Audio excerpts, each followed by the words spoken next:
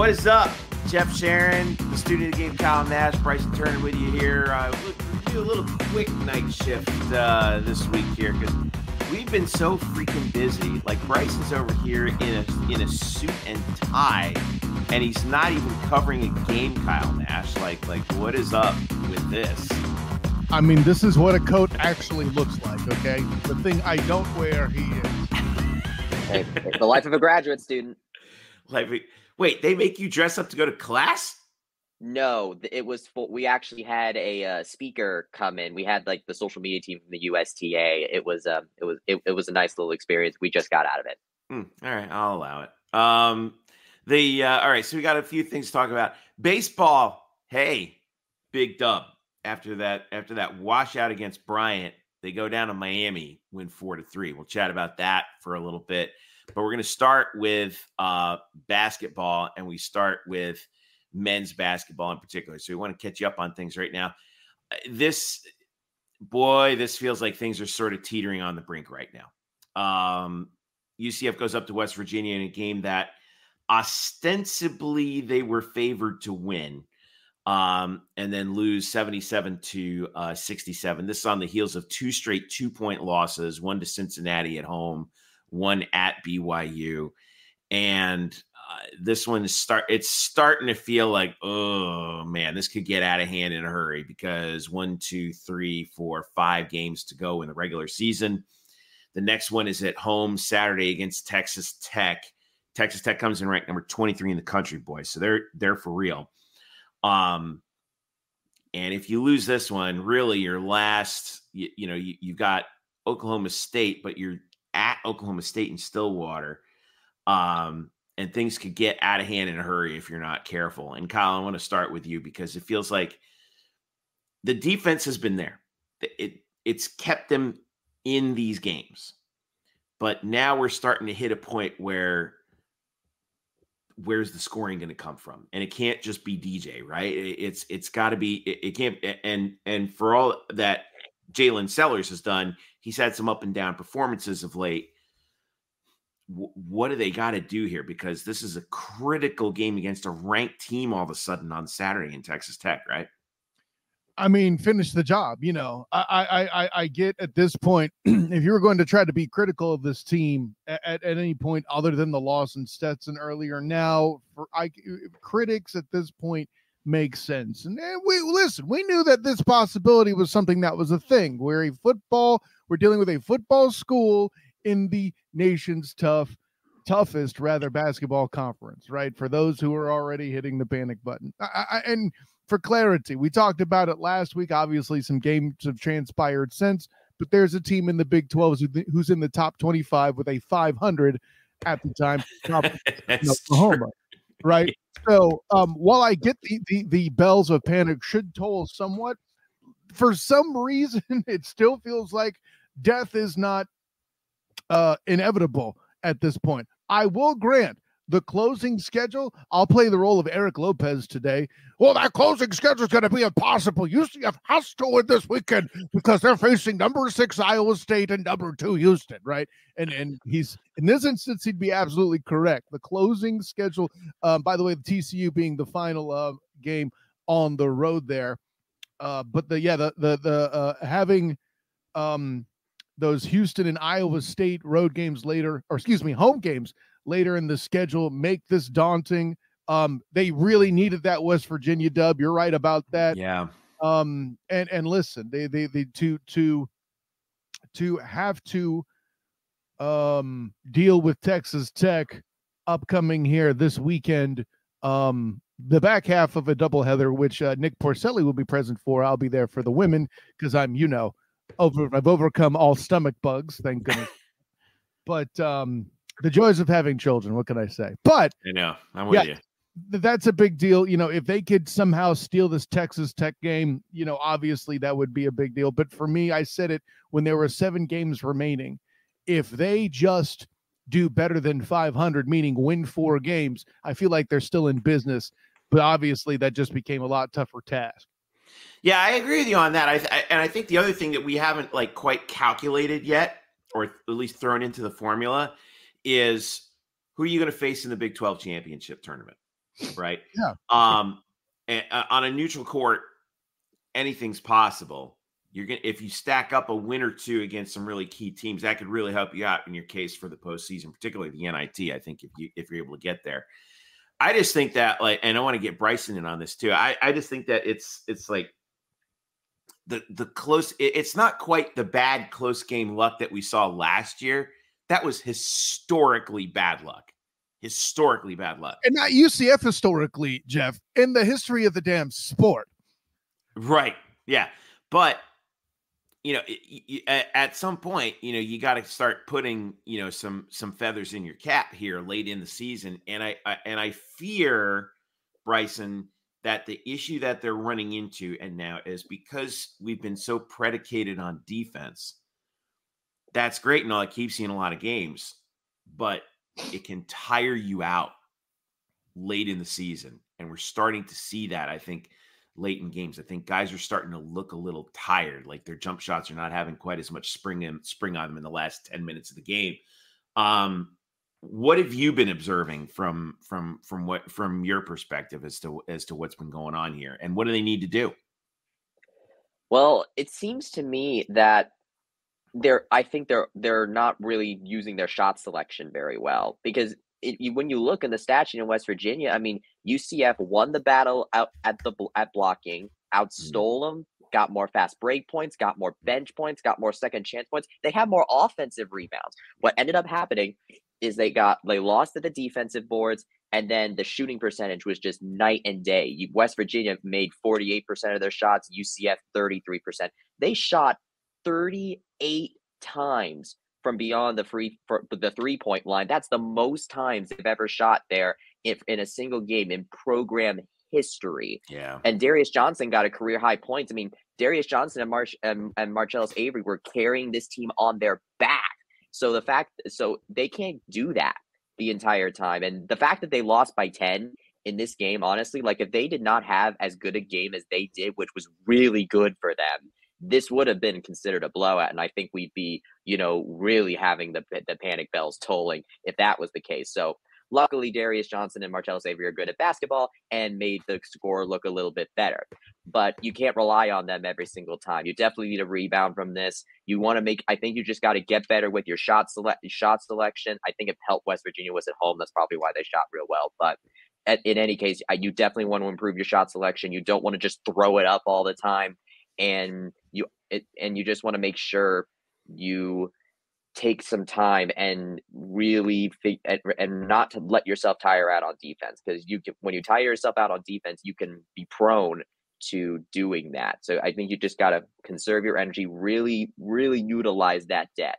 Sounds to me like, Kyle, like they should run a little ball control. What do you say? I mean, I wouldn't be against it, but I would be remiss to not allow Bryson an opportunity to reprise his observation too on last week's episode of the Night Shift. Bing! That foul trouble was again an issue. Thank you, sir. For perimeter players, right? Shamiri Allen fouls out against West Virginia, and Darius gets 4 himself.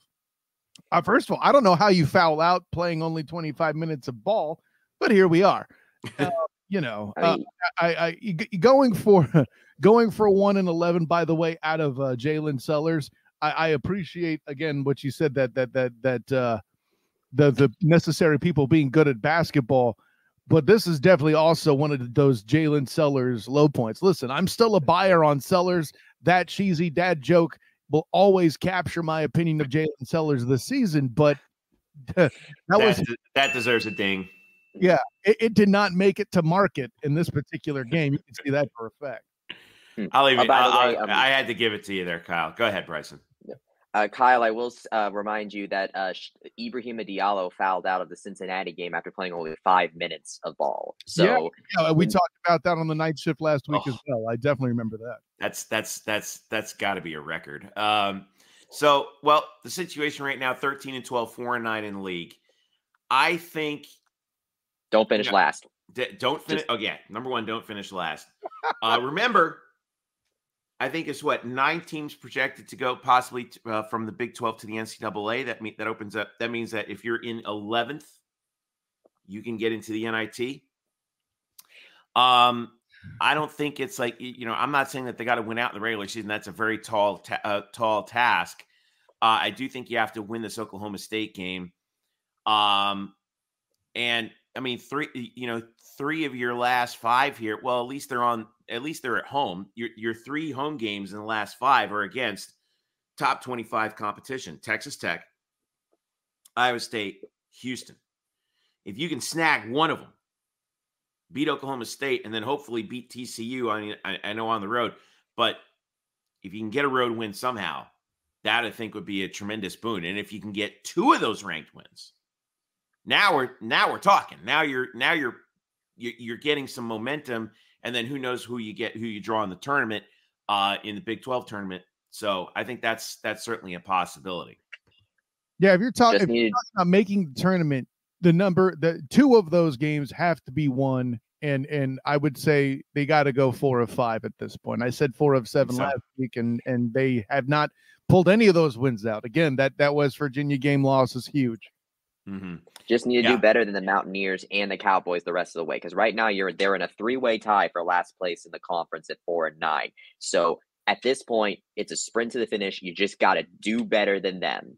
Got to do better than them. UCF and Texas Tech, 4 p.m. on Saturday. I will be there for that game. Are you going to be there, Bryson?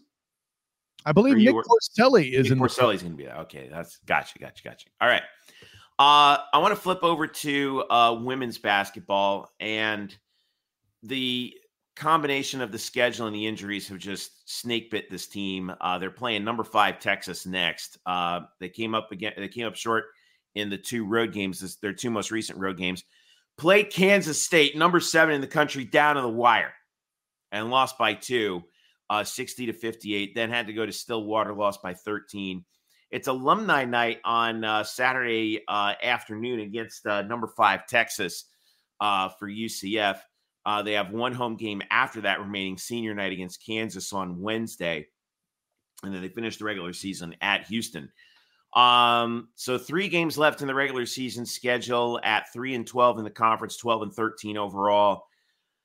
I think when we look back in the final analysis, guys, it's going to be that 1-7 record on the road that really hurt them. Not so much that, that there were a lot of winnable games on the road, but, I think that they look at that. Look at these road games that they were right in. I mean, you talk about snake bit. All right, check this out. At Cincinnati, lost by 1. Okay. Last second shot. At number 12 Baylor, lost by 3. At TCU, who had volleyball players on the court, lost by 6. Yeah. Let's see here. Beat 1 at Texas Tech. At K-State, number 7 in the country, lost by 2. Last second shot. 4 games where they were, again, you're right, Bryson, last second shot. 4 road games that could have really helped if it wasn't for just basically coin flips. And I think if you're TMS, you got to be like, what do we got to do? Like, it's such a, and I think it comes back to what we were saying before, Caitlin Peterson, amazing, over 500 points this year, but she's got, you got to find that second card, right? And we've seen bits and pieces of it, but we haven't seen it consistently, Bryson. No, the closest I think that we've had from that is sort of a 2A, 2B of Maya Burns and Kayala Ngodu. I think, honestly, if anything, the biggest thing that comes from this women's basketball season has been the emergence of Kayala Ngodu, true freshman center that has absolutely been killing it. I think I feel like that considering how good they've been competing in this conference, if UCF women's basketball finishes last, I still would actually consider this a relatively all right year for them, just because they punched so much above their weight. Because who would have thought they would have played a ranked teams like Baylor and Kansas State in their house and lost by only within a basket? I mean, if you told me the women's basketball team of last year that this women's basketball team would have done that, I would not have believed you, because I felt like we weren't there yet as part of the Satya Messer rebuild. But the fact that we're at that point already, and the recruiting that she's been able to do, bringing in transfers like Maya Burns and Caitlin Peterson, and then going out into the high school world to get Kyle Nagodu and Astrola Cott. I mean, I think there's cause to be optimistic for the future, but as far as this season goes, you just want to try to look at your main starting lineup and say, hey, you guys need to step up and help KP out as much as possible. That's all we can really do at this point. Maya Burns has honestly really dictated how well the team has gone in a way, if you really think about it. Like when Maya does well, the team usually is very competitive, even winning. When Maya Burns doesn't do very well, it's usually a loss. Well, and Kyle, what your interpretation of doing well or not is, Bryson. I mean, also like just taking the Oklahoma State game as an example, sure, she only put up 6 points, but had 8 boards. So, even when she has down game shooting, she's been able to make an impact away from the ball still, nonetheless. And of course, I got to shout out Layla Jewett. I'll say this: the best thing about Kyle Nagodu doing what she's done and coming in to help contribute down low is she's staying out of foul trouble, which has been the big thing for the ladies, just in the entire season. The same game I mentioned, this Oklahoma State game, Angela Cott, for example, had 4 fouls. Again, hey, she didn't foul out. That's a plus, but I think for every bit we were lamenting, hey, really wish we would have had that West Virginia game for the men's side. Granted, it's not for tournament implications, but the Oklahoma State game, battling the Cowgirls, I feel like is a game that was incredibly winnable, especially the way that UCF played against them for their first home Big 12 game and really sent a message, hey, you might beat us, but you're not going to dominate us low. By the way, out-rebounded Oklahoma State in the game in question here as well. So, yeah, for me, listen, Coach Messer has also managed expectations throughout this and last year that the building process is going to take some time.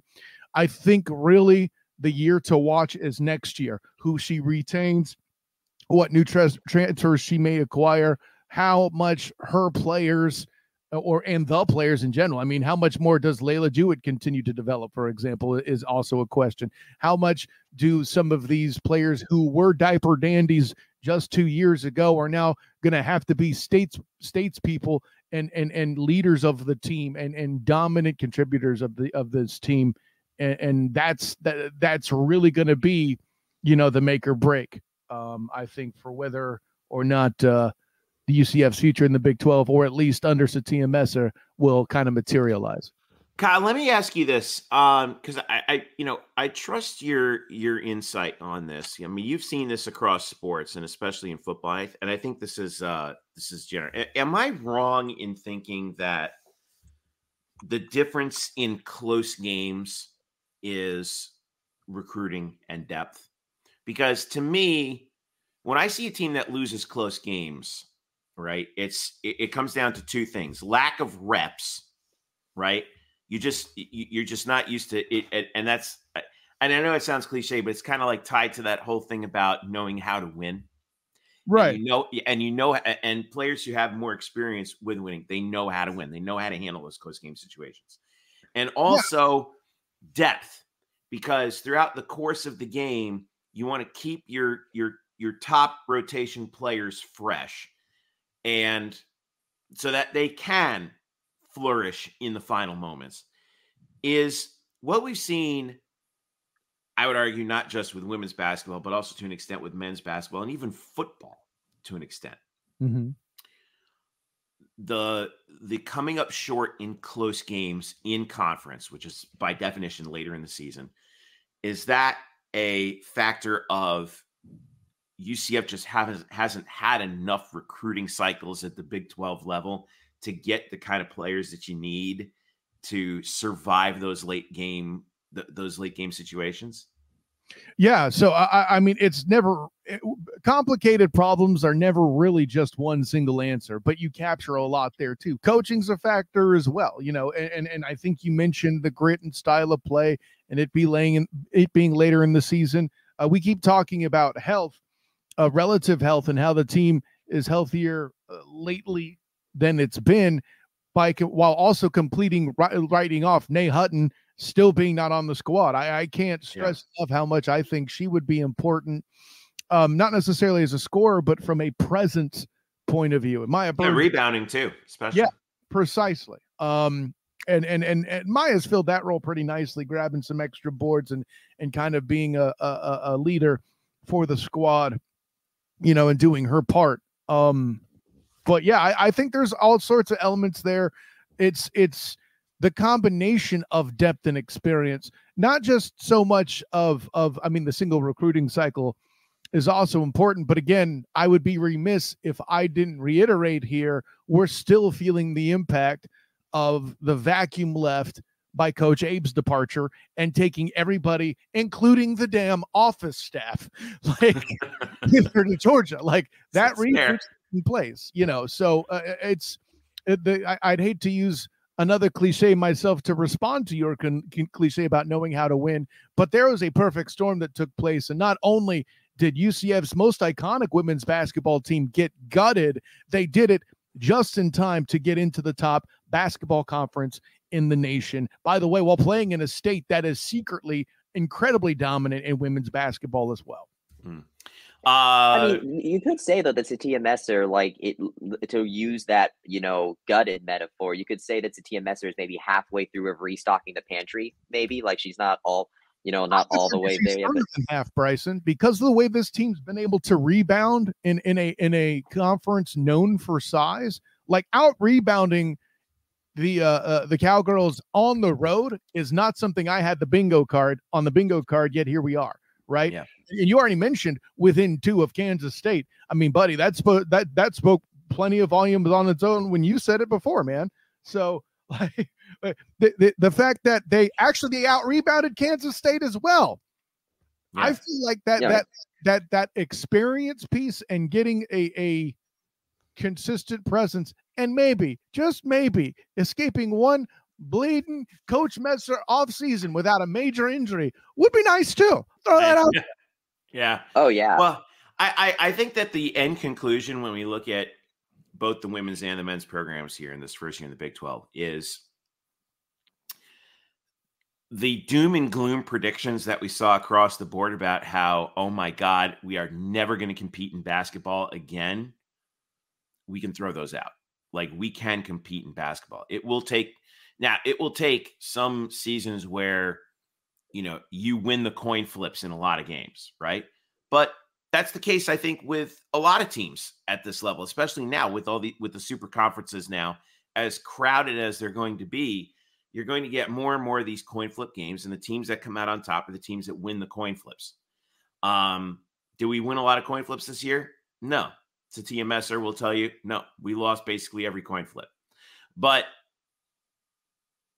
again, that's the nature of sports, and it amazes me. I mean, I've said this to other coaches as well, and I've said it to you guys. Like, it amazes me how these coaches, survive day to day. Knowing that how many of these games, how many of their legacies, their jobs are decided on, how many angels you can balance on the head of a pin. So UCF against Texas, alumni night, number 5, Texas coming to the arena for women's basketball on Saturday, followed by the men against Texas Tech. So it'll be a double dip. I will be to cover the ladies. Hopefully illness will escape me. I was going to say, man, it's going around. Oh, so what are we going to do? Fortunately, it's made rounds here in House Nash, so I think we're safe from that particular strain for a moment. All right. Well, you just need to put some time and care, just like with these basketball programs. You just got to put time and care into yourself and others. I thought you were talking about time like the spice. Well, yeah, I mean, finding time, it'd be better luck going to the spice cabinet and trying any sort of sprinkling remedy. That on your pillow or something, or throwing that in a bottle of water and brewing it. I don't know, man. Anyway, the student of the game, Kyle Nash, you got to dip out, right? The SOTG on your socials. Yeah, that's right. Honor, joy, and privilege to be aboard. I know that Bryson and Jeff here will handle the stickball nicely, even without the Sultan. to talk about stuff. But yeah, like I said, I'll see you guys out there on Saturday covering the women's basketball team hosting Texas at Edition Financial Arena for the Black and Gold Banneret. But yeah, until next time, my friends, class dismissed. Thank you, Kyle. Get well. All right, Bryson, gears. Now we got some good news that we want to talk about here, and I think this is this makes me happy. This makes me very happy. Your UCF baseball team got their second win of the season. They are now 2-0 on in the midweek on Wednesday at Miami, Alex Rodriguez Park at Marklight Field. This is the first signature dub of the tenure of Rich Wallace, 4-3 over Miami. UCF was down 3-1 heading into the top of the fourth. They got 3 runs in the top of the fourth to take the 4-3 lead, but the stars were the pitching staff. Now Kyle Kramer got credited with the win because he pitched the third inning and was officially the pitcher record when UCF got the 3 runs.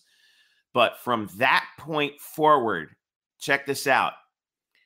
Dom Stagliano, Najir Victor, Alex Galvin, and Chase Santala combined.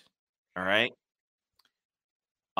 Let's see. 1, 2, 3, 4, 5, 6 innings of 2-hit ball, 2 hits, 2 walks, 7 strikeouts, no runs.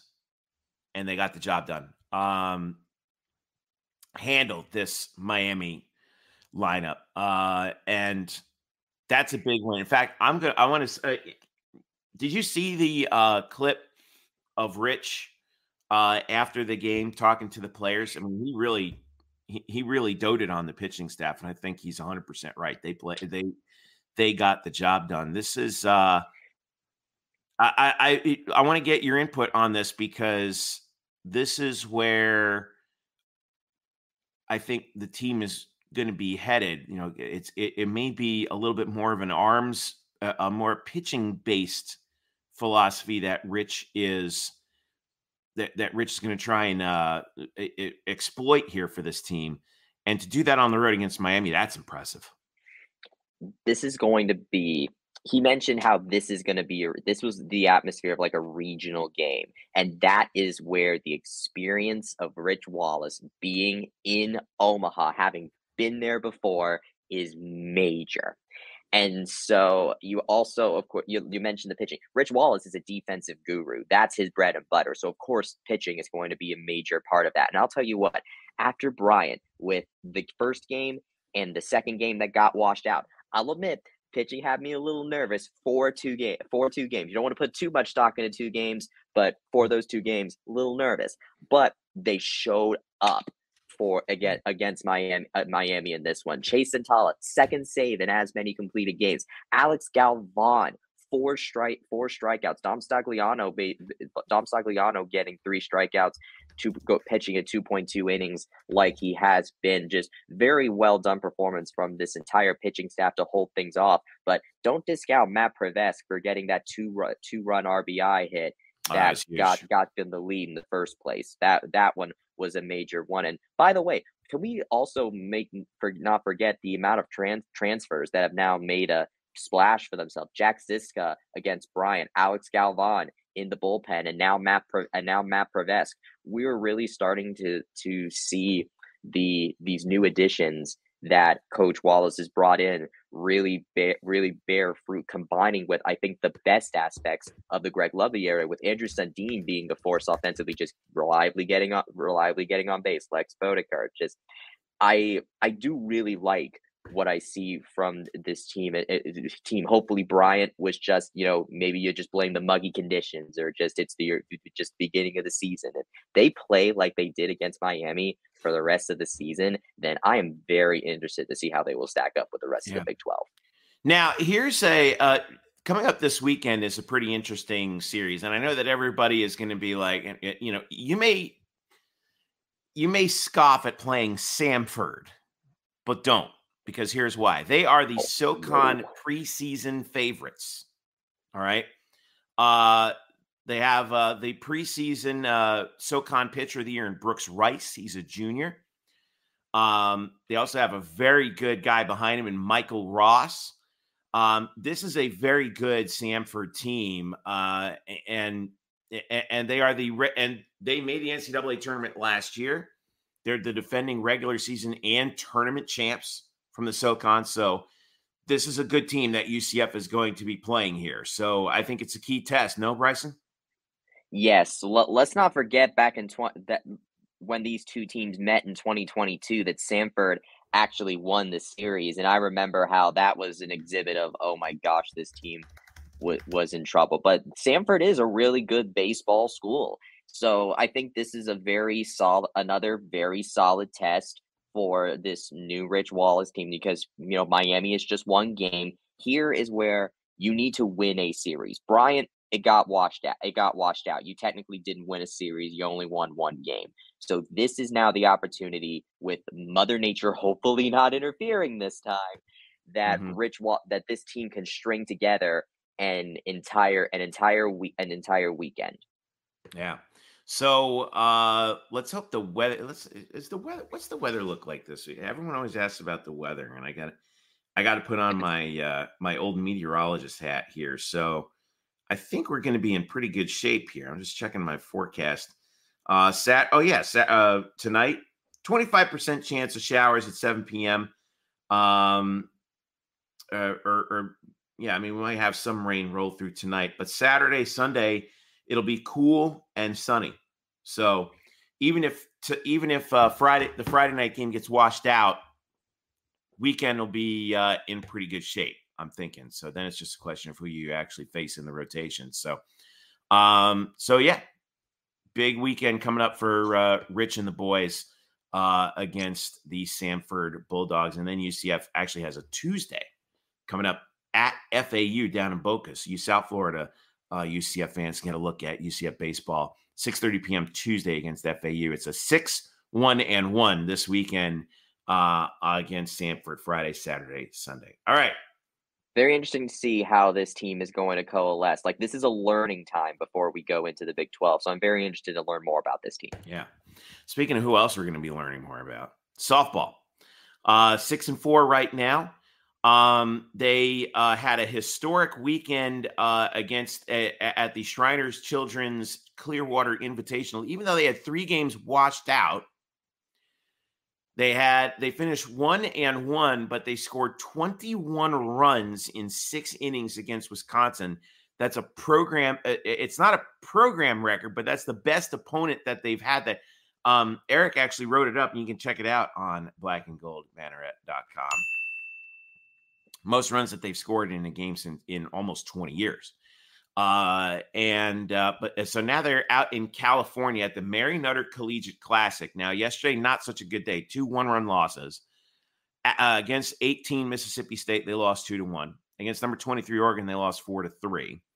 They have Friday night, they have number 8 Mizzou and then Oregon State at the Big League Dreams Complex. What an amazing name. In Cathedral City, California. And then Saturday, they have 2 games, one against number 5 Tennessee and then another against San Diego before they come back home. And they have Wednesday against UNF. Now, Eric Lopez is not with us because he's actually following the tournament remotely as it is, but he's still locked in, actually covering everything that's going on at Mary Nutter. This is going to be a tough stretch here. Yeah, it would have been nice to see them get one of those 2 in the first day, Bryson, right? To kind of, so that you're not feeling like, oh man, we got to put one in. We got to take care of one here in these next 2 days. Otherwise, we're really behind the 8 ball. Well, 3 of their last 4. Well, just 3 of their last 4 being 1-run losses has to be a little bit of a sting for this UCF baseball team, especially considering that they've been making history. That 21-9 game was an absolutely insane score. Like that's a football score, Jeff Sharon. And then you also, of course, you have Jada Cody hitting her 34th career home run to get second alone in program history. Well done for her. So considering the stuff they have been able to do, out during this road trip. The fact that they've lost some of these games against really big opponents like this is certainly something you don't want to see. But at the same time, these are top 25 teams in the country with Mississippi State and Oregon you're losing to. This is almost something like how Todd Dagenais did it with volleyball, where you have a lot of high RPI opponents. And so even if you lose, if you are able to do what you need to do, you could still be considered for an at-large bid. And if anything else, keep that RPI up there, yeah. And if anything else, this team is still competing against top 25 teams. So maybe they're not like the number 18 Mississippi State or number 23 Oregon, but maybe they might be bubbling right under the top 25, maybe right around North Carolina, which they were also very, very competitive with. I would also say that you definitely want to look at the pitching a little bit, because obviously, every run gives up by the pitching right there. So I would definitely say you want to look at that. But I mean, overall, they still gave up very little numbers of runs in those 1-run losses. So sometimes it's really just a matter of the ball falling a certain way, Yeah. So that's just the sport. And you mentioned those coin flips in basketball. I mean, softball's just kind of losing those coin flips over in Mary Nutter as well. So hopefully they can turn it around, though. I will say, hopefully they're not jet lag, because 8:30 p.m. Eastern time and 11:30 p.m. Eastern time. I mean, if I'm doing that, my body clock will be like, no. Top 4 hitters in the lineup. Look at this against Oregon. The top 4 hitters in the lineup for UCF, 1 through 4 went 9 for 15 at the plate and produced, and produced 3 runs, and normally that should be enough, but especially against a good team like Oregon. But I think you need to get a little bit more production from the bottom of the lineup. They only had 2 hits from the bottom 5 in the lineup. They were both by Janisha Rowe. So, a little bit more production late in the lineup, I think will probably help them out going forward. But, we'll keep an eye on that. Hey, listen, make sure you follow Elo for all the latest on what's going on in the Mary Nutter. And he's going to be live tweeting everything that UCF does against Mizzou, Oregon State Friday, Tennessee, San Diego Saturday, and those are 8:30, 11:30 Eastern starts. But of course, this is out west, so it's actually 5:30, 8:30 local time. So if you're staying up to follow some UCF softball, Elo's got you covered. And it's on Flow Sports, by the way. It's on Flow Sports, not ESPN Plus. That's right, Flow Sports. And is that? I guess you have to. Do you have to have a login for that? I think you do. Yes, I believe you do. Yeah, well, you have to have a login, but I'm not sure if you have to have to actually pay for that login. Anyway, Elo will be able to help you out with that. One last little bit that I wanted to get done here. How about your UCF women's track and field team? We're already wrapping up, Bryson Turner, the indoor season.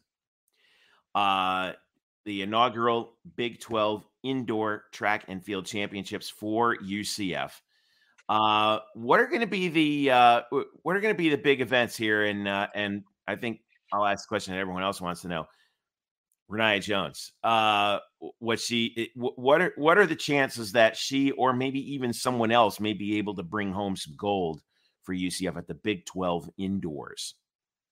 I think Renaya Jones is definitely going to be somebody to watch, of course. I mean, she has one of the fastest 60-meter hurdle times in the nation at the moment, so you definitely want to keep an eye out. 7.95 in the 60.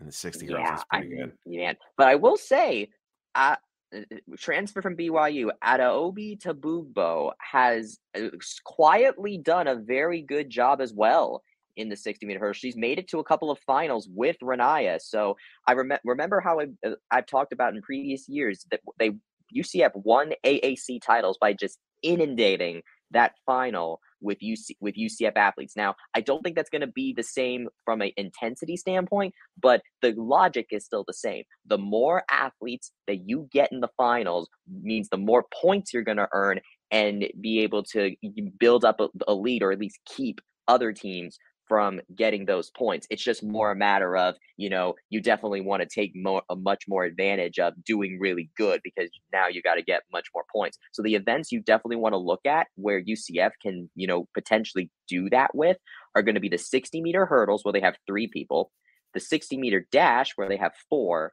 and then you also have the 200-meter dash, where they also have 4.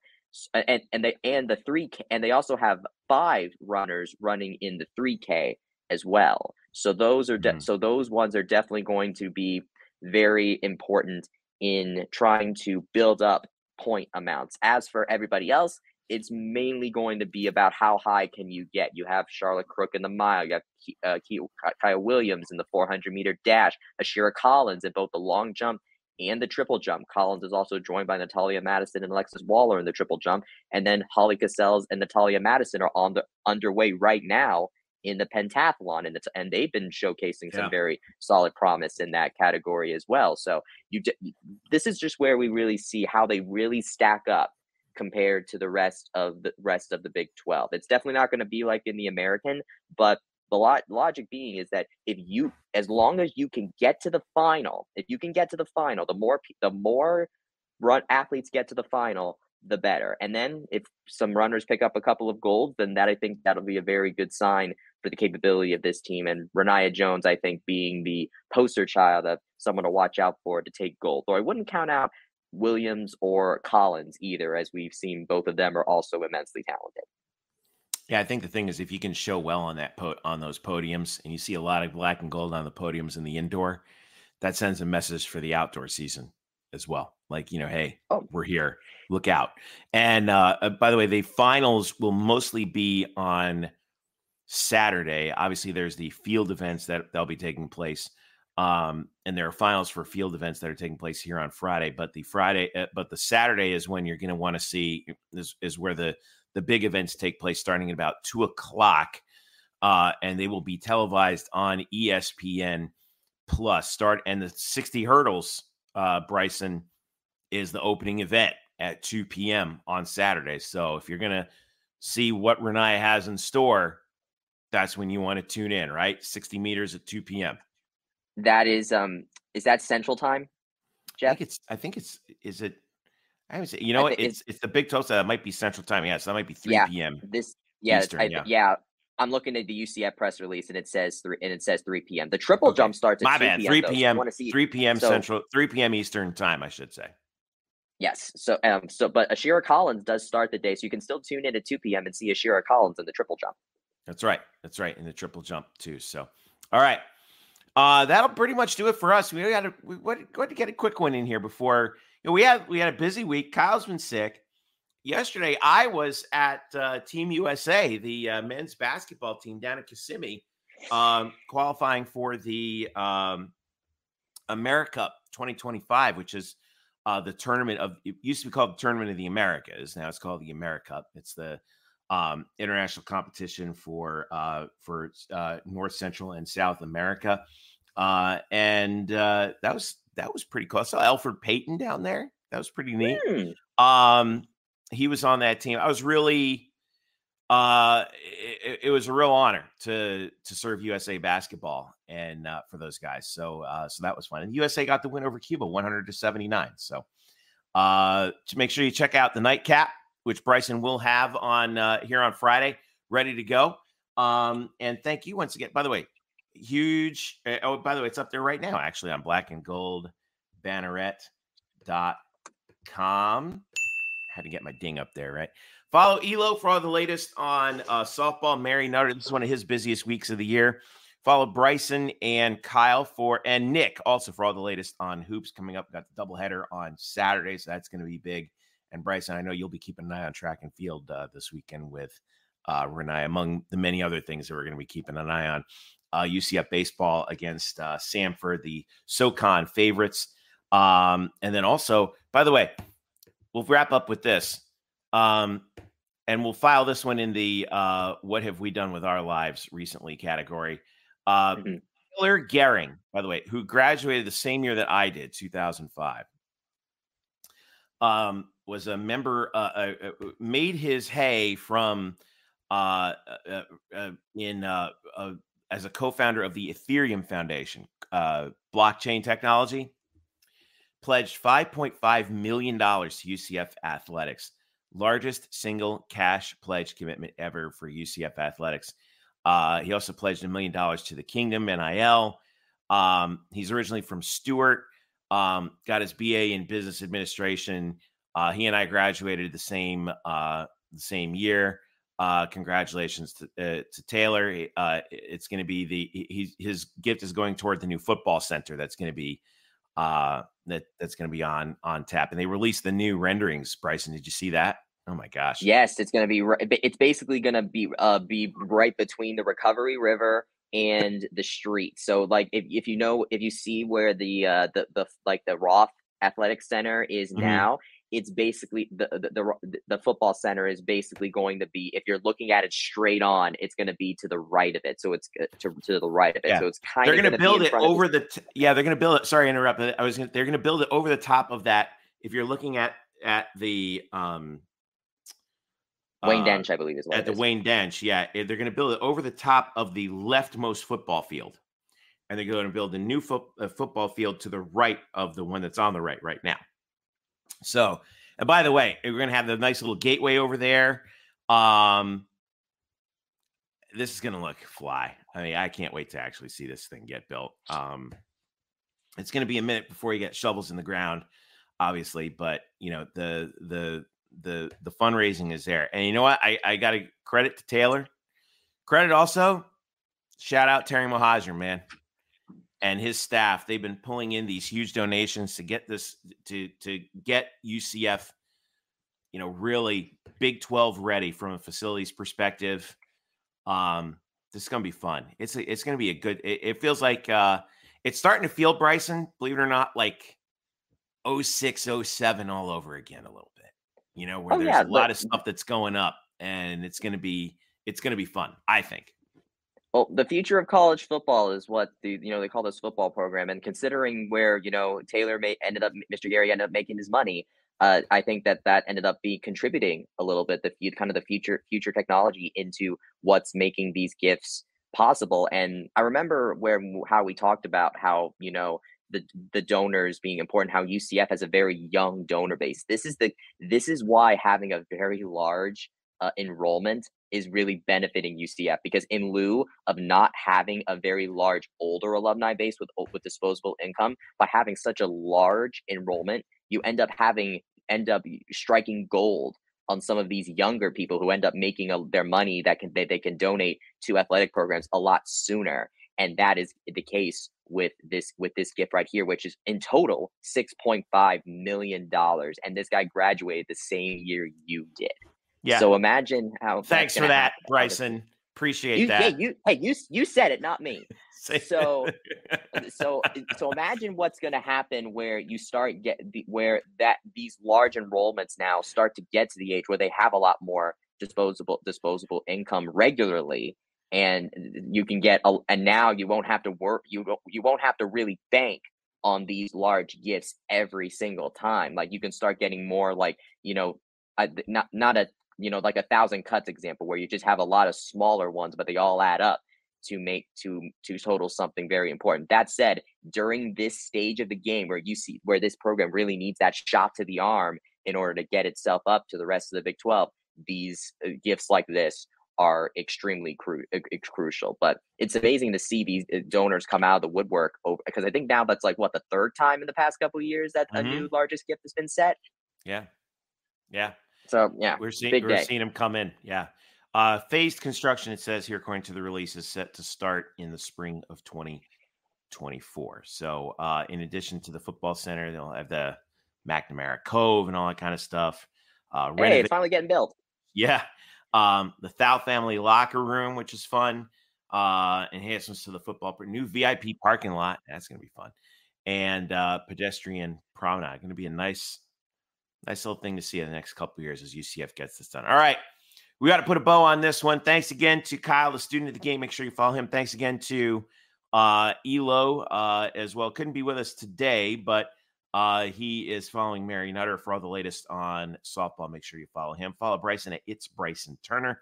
Follow me at Jeff Sharon on Threads, by the way, and follow the Night Shift and Black and Gold Banneret on X, Threads, Facebook, Instagram, and our YouTube channel, especially, where we have all the latest from press conferences and post-game media availabilities from all of UCF's coaches and players available for you there. All right. Well, for all of us at Black and Gold Banneret and Night Shift, for Kyle and for Bryson, I'm Jeff. Thanks for listening. This has been the Night Shift Podcast. Enjoy your weekend. We'll see you for the doubleheader for Hoops on Saturday. Enjoy.